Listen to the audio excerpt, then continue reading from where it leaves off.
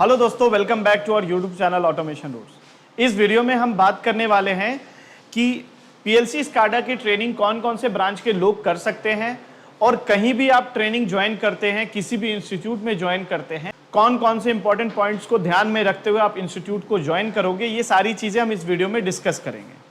और ऑटोमेशन करने के बाद आपकी करियर ग्रोथ क्या रहेगी, कितने दूर तक आप जा सकते हो इस लाइन में अगर आते हो, तो सारी चीज़ें हम डिस्कस करेंगे। जो भी हमारे चैनल पे नए हैं प्लीज़ हमारे चैनल को ज़रूर सब्सक्राइब कीजिएगा और वीडियो को एंड तक देखिएगा। तो सबसे पहले मैं बात करता हूं कि कौन कौन से ब्रांच के लोग ऑटोमेशन की ट्रेनिंग कर सकते हैं। कुछ ब्रांचेस मैं मेंशन कर देता हूं। सबसे पहला जो ब्रांच आ रहा है वो आ रहा है इलेक्ट्रिकल। इलेक्ट्रिकल कोर वाले भी कर सकते हैं, मतलब एक होता है इलेक्ट्रिकल इंजीनियरिंग और एक होता है triple E, electrical and electronics engineering. एक होता है electronics and communication, EC engineers कर सकते हैं। मेकाट्रॉनिक्स वाले इंजीनियर कर सकते हैं, जो जिनकी ब्रांचेस जो है मेकाट्रॉनिक्स है। मेकाट्रॉनिक्स ये बच्चे कर सकते हैं। इंस्ट्रूमेंटेशन के बच्चे कर सकते हैं। ओके, ये सारे मेन ब्रांचेस है जो हमारे ऑटोमेशन की ट्रेनिंग कर सकते हैं। कुछ कुछ बच्चे ऐसे होते हैं जो नॉन टेक्निकल बैकग्राउंड के होते हैं और तो भी इंक्वायरी आता है कि सर हमने बीएससी किया है, हमने बीए किया है, हम नॉन टेक्निकल लाइन से हैं, हम ट्रेनिंग करना चाहते हैं। तो आपको साफ बोला जा रहा है कि आप इस लाइन पे ना आए, क्योंकि आगे अगर आप ट्रेनिंग कर भी लेते हो तो आपको आगे बहुत दिक्कत होगा। सिर्फ और सिर्फ अगर आप बिजनेस पर्पस के लिए ट्रेनिंग करना चाहते हैं कि नहीं सर मेरे फादर का अपना बिजनेस है पैनल का या ऐसे ऑटोमेशन का है तो मुझे सीखना है, उस पर्पस के लिए आपका वेलकम है। आप चीज़ें सीखिए, आप कहीं से भी सीखिए, लेकिन अच्छा से सीख कर आप अपने जो भी बिजनेस है उसको डेवलप कर सकते हैं ईजिली। ओके, अब बात करते हैं कि क्या ब्रांचेस में जैसे कि कौन कौन सी डिग्री होनी चाहिए बंदों की। ये जो भी मैंने ब्रांचेस लिखा है डेफिनेटली आइदर डिप्लोमा होना चाहिए या तो बीटेक होना चाहिए। डिप्लोमा और बीटेक हो तभी आप इस ट्रेनिंग को चूज करो, आपके लिए बेस्ट रहेगा। कितने बच्चे ऐसे होते हैं, हमारे पास हजारों कॉल आते हैं मंथ में कि सर मेरी क्वालिफिकेशन आईटीआई है, इलेक्ट्रीशियन हूं, मुझे ट्रेनिंग करना है, मुझे जॉब चाहिए। आप प्लीज कांटेक्ट ना करो, क्योंकि आप अगर कर भी लेते हैं ट्रेनिंग तो आपको जॉब लेने में बहुत दिक्कत होगा। और डेफिनेटली कहीं भी ऑटोमेशन की ट्रेनिंग कर रहे हो, कोई भी वादा कर रहा है तो आपको 50% भी नहीं 10% चांसेस देगा कि नौकरी लग जाएगी। हमने भी बहुत लोगों को ट्रेनिंग दिया है, आईटीआई वालों को बहुत कम परसेंटेज बच्चों को हमने कंसिडर किया है जो कि काम करने में स्मार्ट है, लेकिन हम लोग ज्यादातर लोगों को इग्नोर करते हैं। आईटीआई वाले को हम नहीं देते ट्रेनिंग। क्यों ऐसा होता है, क्या रीजन है क्यों आईटीआई वाले बच्चे नहीं कर सकते हैं? क्योंकि जहां हम बच्चों को ट्रेनिंग देने के बाद प्लेसमेंट करवाते हैं वहां उनकी क्वालिफिकेशन डिप्लोमा या बीटेक मांगता है। और क्यों मांगता है? रीजन ये है कि उनको एक्चुअल में जो भी चीजें होती है टेक्निकल नॉलेज की थोड़ी कमी होती है। जैसे कि अगर उनसे इंटरव्यू में पूछ लिया जाए कि भाई डायोड क्या होता है, रेक्टिफायर क्या होता है, थायरिस्टर्स एक्सप्लेन करो, ये सारी चीजें वो नहीं जानते हैं। ये बीटेक डिप्लोमा वाले बच्चे भले इसको थियोरेटिकली पढ़े हैं, लेकिन उनको आइडिया है, अगर प्रैक्टिकली चीजें मिलेगी तो जरूर वो कर लेंगे। यही रीजन है कि कंपनीज जो है आईटीआई वाले को सेलेक्ट नहीं करते हैं ऑटोमेशन में। ओके, अब बात करते हैं कि सर ये तो ब्रांचेस थे जो बच्चे ट्रेनिंग कर सकते हैं, इलेक्ट्रिकल, इलेक्ट्रॉनिक्स, मैकेनिकल। सर हम ट्रेनिंग करना चाहते हैं पीएलसी का और मार्केट में ऑप्शंस बहुत सारे अवेलेबल है। इंस्टीट्यूट्स, स्पेशली मैं दिल्ली एनसीआर का बात करूं, हम लोग भी दिल्ली एनसीआर के अराउंड ही है। दिल्ली एनसीआर में बहुत सारे इंस्टीट्यूट्स हैं, मैं किसी इंस्टीट्यूट का नाम नहीं लूंगा, वैसे हमारे इंस्टीट्यूट तो ऑटो इन्फोटेक है। बहुत सारे इंस्टीट्यूट है, आपको कहां से ट्रेनिंग करना चाहिए और ट्रेनिंग करने से पहले क्या क्या चीजें ऑब्जर्व करना चाहिए, ये सारी चीजें मैं आपको एक्सप्लेन करता हूं। ओके, तो सबसे पहली बात, अगर आप पीएलसी स्काडा ट्रेनिंग करना चाहते हैं किसी इंस्टीट्यूट से, तो 3-4 चीजें हैं जिसको आपको ध्यान में रखते हुए ट्रेनिंग करना है। पहला ये है कि जो इनकी जो लैब फैसिलिटीज होनी चाहिए वो बेहतरीन होना चाहिए। मार्केट में बहुत सारे वेंडर्स हैं अभी पीएलसी पे काम करने के लिए, जैसे सीमेंस हो गया, डेल्टा हो गया, मित्सुबिशी हो गया, स्नाइडर है, एबीबी है, ओमरोन है, ओके, एलन ब्रैडली है, बहुत सारे वेंडर्स हैं। कहीं से भी आप ट्रेनिंग करते हैं तो आपको ये चीजें ध्यान रखना है कि ये स्पेशल किस वेंडर पे काम करवाते हैं, और जो वेंडर अवेलेबल है क्या वो सबसे ज्यादा यूज होने वाला वेंडर है। मैं कुछ वेंडर्स के नाम को लिस्ट आउट कर देता हूं जो मार्केट में सबसे ज्यादा चलता है। जैसे कि कोई भी कंपनी अगर पैनल के लिए ऑर्डर दे रहा है, कौन से वेंडर की चीजें वो अपने पैनल में फिट करवाना चाहता है, ये उनका सिलेक्शन है। और अच्छे अच्छे जो वेंडर्स है उसका मैं लिस्ट आउट करता हूं। जैसे कि अगर मैं पहले वेंडर का बात करूं जो कि सीमेंस है, ये मैं बताऊं तो मोस्ट प्रेफरेबल जो होते हैं, क्लाइंट सबसे ज्यादा इसको मांगता है। अच्छी जो क्लाइंट होती है, जो फीचर्स देखता है और जो कॉस्ट नहीं देखता है, वो इस पे जाएगा, ठीक है। और कंपनीज है जैसे कि एलन ब्रैडली है,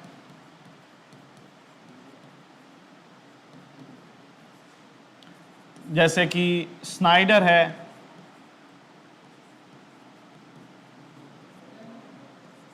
जैसे कि डेल्टा है, मित्सुबिशी है। देखिए मेरे रिसर्च के अकॉर्डिंग ये कुछ वेंडर्स है जो मतलब सबसे ज़्यादा यूज़ होता है मार्केट में। कहीं ना कहीं आपको ये वेंडर्स मिल जाएंगे। तो आप इंस्टीट्यूट जब ज्वाइन करते हो तो ये सारी चीज़ें देख लो कि कौन कौन से वेंडर की चीज़ें अवेलेबल है और कौन सा सीपीयू सीरीज है, ये भी मैटर करता है। अब ऐसा नहीं कि सीमेंस की पुरानी आदम ज़माने की सीरीज वो लगा कर रखा है और उसी पे बच्चों को ट्रेनिंग दे रहा है। ये देख लेना कि कोई लेटेस्ट मॉडल है कि नहीं, क्योंकि आपको लेटेस्ट मॉडल पे ही ज़्यादा काम करने को मिलेगा। कुछ मॉडल मैं सीमेंस का मेंशन कर देता हूं जो सबसे ज़्यादा यूज़ होने वाला है, जैसे कि S7300 हो गया, 1200 हो गया, 1500 हो गया, 200 स्मार्ट हो गया। अगर ये सारे सीपीयू सीरीज अवेलेबल है किसी इंस्टीट्यूट में तो आप बेझिझक ट्रेनिंग कर सकते हैं, क्योंकि ये सारे जो सीपीयू सीरीज है सबसे ज़्यादा यूज़ होने वाला है, ओके।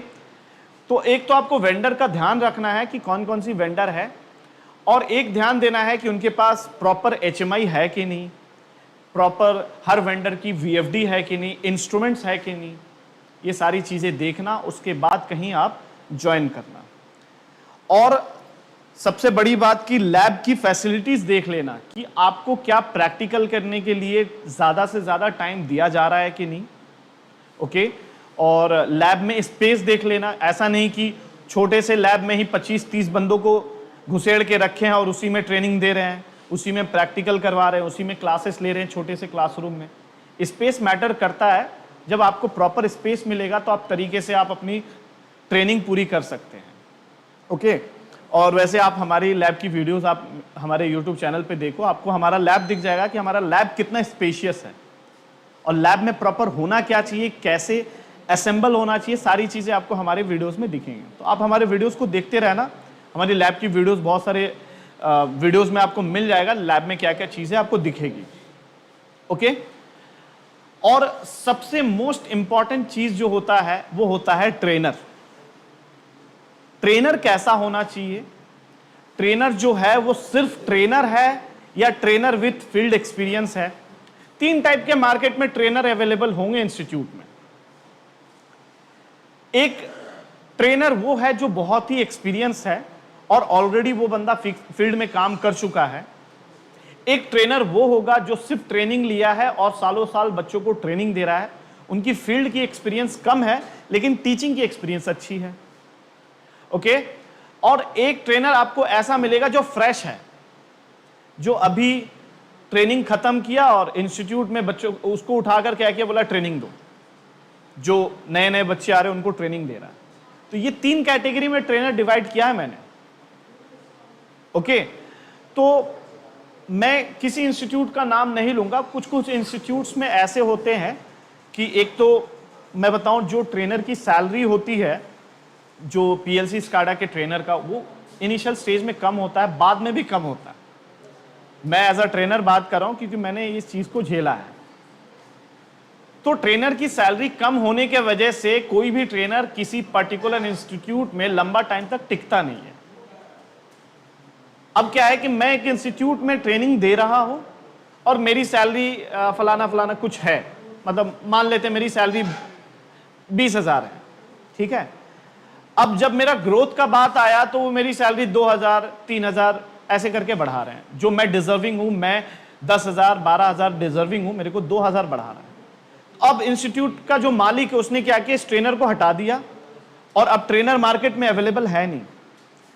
मार्केट में पीएलसी स्काडा के ट्रेनर बहुत ही कम अवेलेबल है, मिलते नहीं हैं।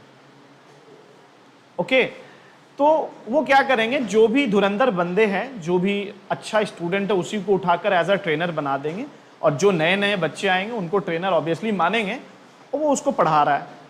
उनके पास हैंड रिटन नोट्स हैं, उन्हीं को देखकर रेगुलर बेसिस पे उन चीज़ों को पढ़ा रहे हैं। ये आपकी सिलेक्शन पे डिपेंड करता है। आप एक्सपीरियंस हो, आप पढ़े लिखे हो, आप चूज करो कि आपको कौन सा ट्रेनर चाहिए, ठीक है। और इंस्टीट्यूट्स में आप देखना कि जो प्रैक्टिकल की टाइमिंग कि कितना % थ्योरी पढ़ाया जाता है और कितना % प्रैक्टिकल होता है। बहुत सारे अलग अलग सिस्टम्स हैं इंस्टीट्यूट्स के। किसी इंस्टीट्यूट में हफ्ते में 5 बार क्लास हो रहा है, 1-1 घंटे की क्लासेस हो रही है। मान लेता हूं, मैं इसको रब कर रहा हूं मान लेता हूं सैटरडे से संडे, सॉरी मंडे से सैटरडे तक क्लास हो रहा है। 5 दिन हो रहा है, 6 दिन हो रहा है, 1-1 घंटे की क्लास हो रही है। और बहुत ही कम इंस्टीट्यूट मिलेंगे जो आपको डिजिटली चीजें पढ़ा रहे हैं। डिजिटली मतलब प्रॉपर तरीके से बैठ के नोट्स बनाना और बच्चों को रेगुलर बेसिस पे डेली डेट वाइज नोट्स को शेयर करना डिजिटली, ऐसे बहुत कम है। ज्यादातर तो जो सिस्टम है पढ़ाने का वो तो अभी भी है कि इंस्टीट्यूट को 4 पार्ट में डिवाइड कर दिए हैं। एक में पीएलसी चल रहा है, एक में स्काडा चल रहा है, एक में लैब बनाकर रखे हैं और एक में ऑफिस बनाकर रखे हैं। तो आपको यह देखना है कि जो ट्रेनर पढ़ा रहा है क्या उसी वक्त वो प्रैक्टिकल बता रहा है या बाद में क्लास के बाद किसी के ऊपर छोड़ दिया प्रैक्टिकल बताने के लिए। मैं बताऊं, मैं अगर क्लास लेता हूं बैठकर तो हमारी जो लैब है ओपन स्पेस में है, तो सारी चीजें जो है एक ही जगह से मैं ऐसे सिस्टम बना कर रखा हूं कि सबकी जो इथरनेट की केबल है मेरे टेबल के पास आ रहा है। तो मैं बैठे बैठे अगर क्लास ले रहा हूं, कोई प्रोग्राम बता रहा हूं, तो बच्चे डिजिटल बोर्ड में देख भी रहे हैं और बैठे बैठे जो प्रोग्राम मैं करवा रहा हूं, इंस्टेंट प्रोग्राम डाउनलोड करके सारी चीजें मैं एक्सप्लेन कर रहा हूं, इंस्टेंट उसी वक्त प्रैक्टिकल हो जा रहा है। बच्चे को कुछ लिखने की जरूरत नहीं है। 2 घंटे की अगर क्लास हो रहा है तो 2 घंटे आप कंटिन्यू देख रहे हो, सीख रहे हो, समझ रहे हो और प्रैक्टिकल चीजें देख रहे हो। क्लास के बाद आपको हम सुबह से लेके शाम तक छोड़ देते हैं कि भाई तू अपना जितना प्रैक्टिकल करना है करो। उसमें कोई आपको रोक टोक नहीं है कि भाई 2 घंटे क्लास हो गया, बैग उठाओ और भगो घर। ऐसे सिस्टम्स होते हैं इंस्टीट्यूट में, बहुत स्ट्रिक्ट एक्शन लेते हैं लोग कि नहीं भाई ज्यादा देर रुकना नहीं है और भी दूसरे बैच के बंदे आने वाले हैं। ये सारी चीजें, ये फैक्टर्स है, इसको आपको ध्यान में रखकर इंस्टीट्यूट को ज्वाइन करना है, ठीक। अब क्या है कि इंस्टीट्यूट्स में सिस्टम्स, एक क्लास में क्लास हो रहा है और उसमें छोटी सी क्लासरूम में उसमें 20 बच्चों को रखे हैं, बोर्ड पर पढ़ा रहे हैं। अगर मान लेते हैं मैं क्लास की टाइमिंग बता रहा हूं, अगर सुबह 10 बजे क्लास हो रहा है और क्लास है 10 से 12 या जनरली 1 घंटे की क्लासेस होती है क्योंकि 5 दिन क्लास होगा 11 AM तक, या चलो मैक्सिमम 12 बजे तक का टाइम दे देते हैं कि 12 PM तक क्लास हो रहा है, तो क्या लगता है इफेक्टिवली 2 घंटे की क्लासेस मिलेगी? अब वो भी आप डिजिटल में नहीं पढ़ा रहे हो, बोर्ड में लिख रहे हो, चौक से लिख रहे हो और उसको रब कर रहे हो। 10 बच्चे कभी बच्चे नहीं आते हैं, ये वहम है। बच्चे 10:30 बजे आते हैं। जितना भी आप कर लो, बच्चे आएंगे 10:30 बजे तक बैठेंगे और जो ट्रेनर अगर बढ़िया ट्रेनर हो तो वो मॉर्निंग में ही आ जाएगा ठीक टाइम पे और वो इंतजार करेगा बच्चों का। ठीक 10:30 बजे क्लास हुआ तो अब उनके पास टाइम जो बचा है वो 1.5 घंटे बचा है।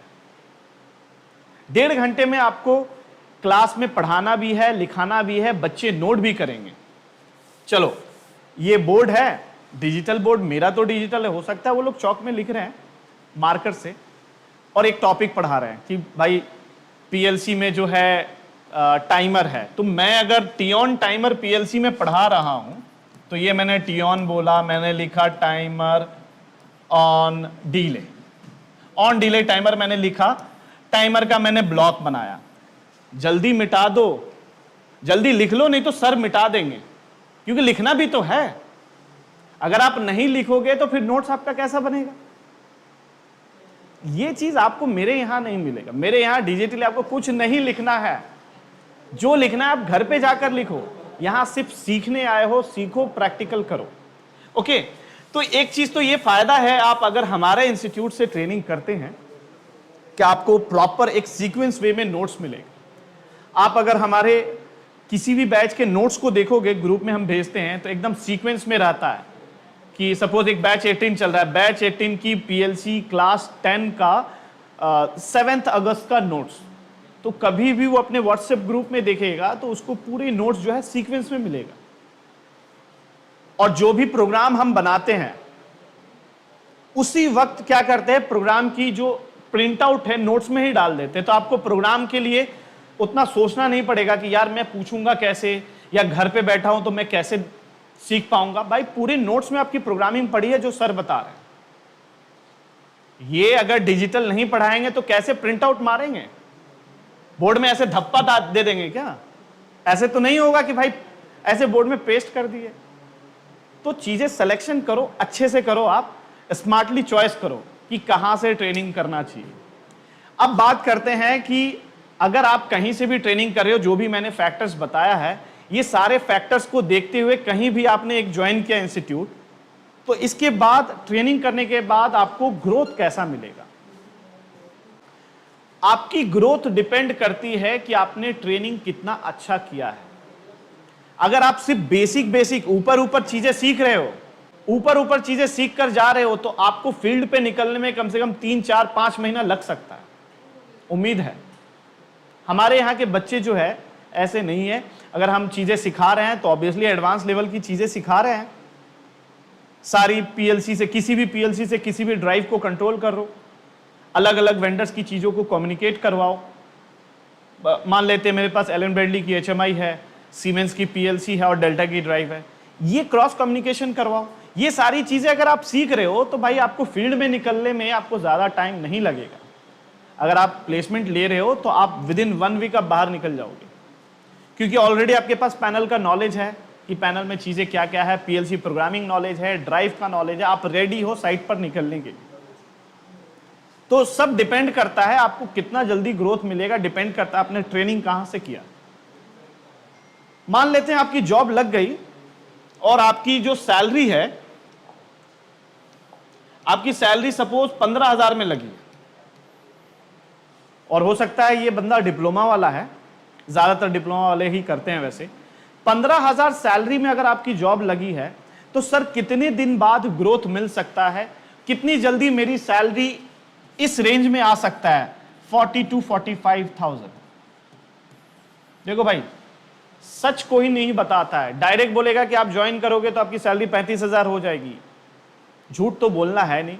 रियल ये है कि आप अगर डिप्लोमा वाले हैं तो आपकी सैलरी 12 से 15 के बीच में कुछ भी लग सकता है, और अगर आप बीटेक वाले हैं तो डेफिनेटली 15 से 20 के बीच में कुछ भी लग सकता है। ये फैक्ट है। आप सोचोगे कि यार मेरे को किसी ने वादा किया है कि 30-35 हजार लगा देगा, नहीं। 30-35 हजार 1 साल 1.5 साल के एक्सपीरियंस बंदों को मिलता है। तो आप प्लेसमेंट भी लो, कहीं से भी लो प्लेसमेंट, तो सोच समझकर कंपनी ज्वाइन करना, ये पूछ लेना आगे ग्रोथ क्या है। और मान लेते हैं जैसे मैं बता रहा था कि बंदे ने 15,000 सैलरी पे ज्वाइन किया, अब ये 15 से 45 पहुंचने में कितना टाइम लगेगा, ये डिपेंड करता है जो बंदा नौकरी कर रहा है वो कितना अच्छा साइट पर सीख रहा है। हमने आपको सारी चीजें असेंबल करके आपको सिखा दिया, अब आपका काम है आगे बढ़ने का। 15,000 पे आपने ज्वाइन किया और उसके बाद आप किसी कंपनी में ज्वाइन करके और आप ऐसे अकड़ में हो कि यार मेरे को 15,000 दे रहा और इतनी बड़ी बड़ी काम करने को दे रहा है, इतना मेहनत वाला, आप कभी ग्रोथ नहीं कर पाओगे। काम से पीछे हटना ही नहीं है। जितना लोड लोगे आप ऑटोमेशन के काम में, जितने मतलब अच्छे अच्छे प्रोजेक्ट्स, बड़े बड़े प्रोजेक्ट्स पे हाथ डालोगे, उतनी जल्दी आपकी ग्रोथ होगी। कुछ हमारे इंस्टीट्यूट के कुछ अच्छे सेलेक्टिव बंदे हैं, मैं उनका नाम अनाउंस कर दूंगा। कुछ कुछ बंदे हैं जो मेरी वीडियोस भी देखेंगे तो ऑब्वियसली बहुत खुश होंगे। मैं उनका कुछ कुछ का नाम बताता हूं, बहुत सेलेक्टिव बंदों का नाम बताऊंगा। एक है मिस्टर तोन्मय, इनकी वीडियो भी यूट्यूब में पड़ी हुई है। ये वेस्ट बंगाल के हैं। मैं अपने लाइफ में जितने भी स्टूडेंट्स को पढ़ाया हूं, एक स्मार्टेस्ट बंदा मैं देखा हूं, ये बहुत जल्दी ग्रो करेगा। मिस्टर तोन्मय वेस्ट बंगाल का है, ठीक है। अब ये बंदा जितनी चीजें हमारे यहां से सीखा है, उसको कोई भी एक काम दे दो, कभी वो ना नहीं बोलेगा, क्योंकि इस बंदे को सीखना है। हमारे पैनल में, हमारे ड्राइव को, पहले हमारे ड्राइव ना पैनल के अंदर था, और मैंने क्या बोला कि भाई एक काम कर तोन्मय, चारों ड्राइव को निकाल कर बाहर आप फिट कर दो उसको, उसकी कंट्रोल वायरिंग सब निकाल कर टर्मिनल ब्लॉक्स वगैरह प्रॉपर तरीके से लगा दो। खुद से किया। कैसे किया? इसको आइडिया पता है, चीजें सीख गया है। ये बंदा अगर साइट पर काम करता है तो डेफिनेटली, मान लेते हैं अगर अभी ये उम्मीद है कि कहीं भी ये इस सैलरी पे काम करता होगा क्योंकि नई जॉब है, और ये बंदा आने वाले 3-4 साल में कम से कम 50-55 इजीली कमाएगा। और अगर ये बाहर किसी कंट्री में गया तो आराम से 1-1.5 पेटी कमा सकता है।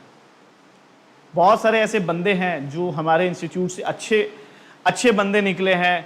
मैं गुजरात का हमारा स्टूडेंट है पीयूष वगेला है, और नेपाल के हमारे कुछ स्टूडेंट हैं, नवराज है, धनंजय है, मिस्टर हाजिक है, सनवर है, मुबस्सर है। ये सारे अच्छे स्टूडेंट्स हैं जो अच्छा सीखे हैं और अच्छा सीखने के बाद अच्छा काम भी करेंगे इनसे, ठीक है। तो इतनी सारी चीजें मैंने बताया। अब आपको क्या करना है, इसकी समरी मैं लिख देता हूं कि कौन कौन सी चीजों को ध्यान रखते हुए आपको ट्रेनिंग ज्वाइन करना है। मैं सिर्फ अपने इंस्टीट्यूट का नहीं बात कर रहा हूं, आप कहीं भी ज्वाइन करो, लेकिन ये सारी चीजें ज्वाइन देख लेना। एक तो आप देख लेना, लैब का स्पेस देख लेना कि लैब का स्पेस कितना है। दूसरा आप देख लेना कि वेंडर्स कौन कौन सी वेंडर की चीजें रखी है। तीसरा आप देख लेना कि जो ट्रेनर है वो क्या है, वो सिर्फ ट्रेनर है या ट्रेनर विथ इंडस्ट्रियल एक्सपीरियंस है, या सिर्फ एक नया स्टूडेंट है जो ट्रेनर बना है। ये जरूर वेरीफाई कर लेना। मेरे से अगर कोई स्टूडेंट आकर पूछता है कि सर आप अपना पुराना एक्सपीरियंस बताओ, या आपने क्या किया है, डिप्लोमा किया है, बीटेक, हम बेझिझक बताते हैं। मैंने डिप्लोमा किया है बैंगलोर से, मैंने बीटेक किया है देहरादून DIT यूनिवर्सिटी से, उत्तराखंड में, ठीक है। तो चीजें बताना, कोई, मैं सारी चीजें सामने रखता हूं, तभी तो बच्चे हमसे घुल मिल जाएंगे। वैसे बच्चों के साथ तो मैं फ्रैंक रहता ही हूं, सारी चीजें मैं एक्सप्लेन कर देता हूं। अब वो मेरे से सीनियर भी हो सकता है, मेरे से जूनियर भी हो सकता है, कोई इश्यू नहीं है। तो ट्रेनर ध्यान दे देना, और ये देख लेना कि स्मार्ट तरीके से पढ़ा रहा है कि नहीं। स्मार्ट मतलब डिजिटली चीजें पढ़ा रहा है कि नहीं। भाई अगर मेरे को एक PLC की वायरिंग डायग्राम बतानी है, PLC के कुछ फोटोग्राफ्स दिखाना है, तो मैं बोर्ड में जो लिख रहा हूं मार्कर से, उसमें तो बनाकर दिखाना पड़ेगा वायरिंग। और मैं अगर डिजिटली पढ़ा रहा हूं तो PLC की फोटोग्राफ्स भी नोट्स में डाल दूंगा, वायरिंग भी एक्सप्लेन कर दूंगा। तो ये चीज देख लेना कि डिजिटली पढ़ा रहे हैं कि नहीं। और चौथा ये देख लेना कि प्लेसमेंट जो करवाते हैं वो रियल में करवाते हैं या नहीं करवाते हैं। अभी टाइम हो रहा है समथिंग 3:15 हो रहा है। मेरे यहाँ 1:30 बजे ऑलमोस्ट एक बंदे का कॉल आया था, मैं इंस्टीट्यूट का नाम नहीं लूंगा। उस बंदे ने बोला कि सर मैं ऑलरेडी आपसे अप्रैल में कांटेक्ट किया था, लेकिन आपकी फीस थोड़ी हाई है, उसके वजह से मैंने कहीं और ज्वाइन कर लिया। 5 से 6 हज़ार में हमने ट्रेनिंग कर लिया था, सिर्फ 5 से 6 हज़ार में। और आप लोग समझ सकते हो कि 5 से 6 हज़ार किसकी फीस है। तो 5 से 6 हज़ार में करने के बाद वो बंदा पछता रहा है, बोल रहा है मेरे को कॉल किया और वो बोला, मैं उसका नाम नहीं बोलूंगा, वो डेफिनेटली अगस्त में ज्वाइन करेंगे, तो मैं उस वक्त फीडबैक वीडियो में उस बंदे को इंडिकेट कर दूंगा कि यही बंदा था। तो उस बंदे ने बोला कि सर हम 2 फ्रेंड आए थे आपके यहाँ विजिट करने अप्रैल में, और हमें फीस ज्यादा लगा तो हम दूसरी जगह ज्वाइन किए, और अब करके पछता रहे हैं, ना ही हमारी प्लेसमेंट हुई, और हमें बीच में किसी बैच में डाल दिया गया, और कभी स्काडा चल रहा है, कभी वायरिंग चल रहा है, कभी भीड़ है, कभी प्लेसमेंट के लिए वीडियो बन रहा है, कभी ये हो रहा है,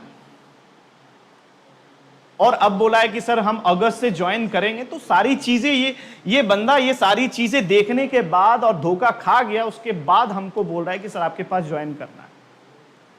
ओके, तो आई होप आपको चीजें समझ में आई होगी। मैंने समरी कर दिया है, और ये आपका सिलेक्शन पे डिपेंड करता है कि आप अगर ट्रेनिंग करना चाहते हैं तो कहां से करना चाहिए, सारी चीजें आप देखिए।